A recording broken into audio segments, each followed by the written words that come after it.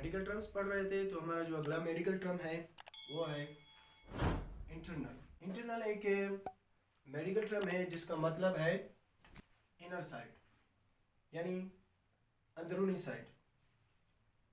और दूसरा है एक्सटर्नल। एक्सटर्नल का मतलब होता है आउटसाइड, यानी बाहर वाला हिस्सा या बैरूनी हिस्सा। उसके बाद इनहेलेशन और एक्सहेलेशन। इनहेलेशन और एक्सहेलेशन ये दोनों रेस्पिरेटरी सिस्टम के अमल हैं। इनहेलेशन में क्या होता है कि हम इनसाइड ब्रीथ करते हैं। When we breathe inside the process will called inhalation.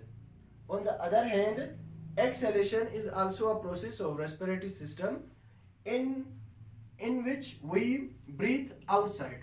यानी inhalation ये एक ऐसा मेडिकल टर्म है, ये एक ऐसा प्रोसेस है जिसमें हम अंदर की जानिब सांस लेते हैं, और एक्सहेलेशन में हम क्या करते हैं, एक्सहेलेशन में हम सांस बाहर की तरफ खारिज करते हैं। और हाइपोटेंशन।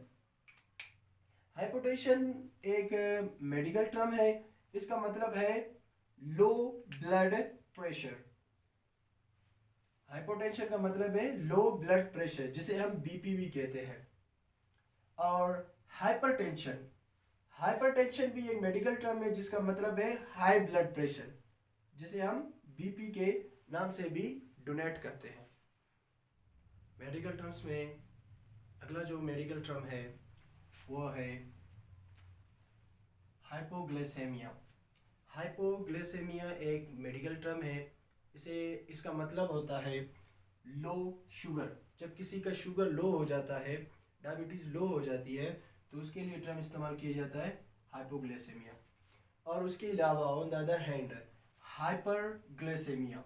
हाइपरग्लाइसेमिया का मतलब है हाई शुगर, यानी जब किसी मरीज़ का शुगर हाई हो जाए तो उसके लिए जो टर्म इस्तेमाल किया जाता है, यानी हाई शुगर के लिए जो टर्म इस्तेमाल किया जाता है वो है हाइपरग्लाइसेमिया।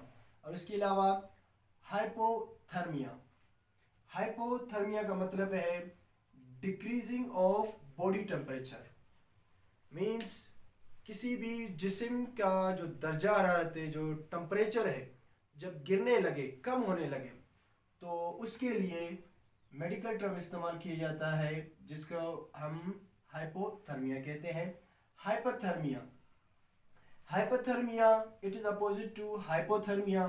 हाइपरथर्मिया में क्या होता है कि increasing of body temperature. Hypothermia में बॉडी टेम्परेचर डिक्रीज हो रही थी, लेकिन हाइपरथर्मिया में किसी भी बॉडी का जो टेम्परेचर है वो क्या होता है, इंक्रीज होता है। और सिस्टोलिक। सिस्टोलिक भी एक मेडिकल टर्म है जिसका मतलब है कॉन्ट्रैक्शन ऑफ हार्ट।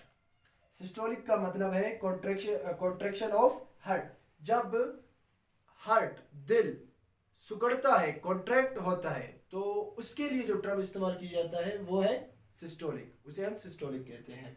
और नॉर्मल सिस्टोलिक 120 होता है, 120 होता है। और on the other hand diastolic. Diastolic इसमें क्या होता है कि द हार्ट रिलैक्स, और the relaxation of heart is called diastolic. यानी जब दिल फैलता है, जब दिल फैलता है, दिल के फैलने को हम डायस्टोलिक कहते हैं। और नॉर्मल जो डायस्टोलिक है वो है 80। नॉर्मल सिस्टोलिक 120 होता है और नॉर्मल डायस्टोलिक ओनली 80 होता है।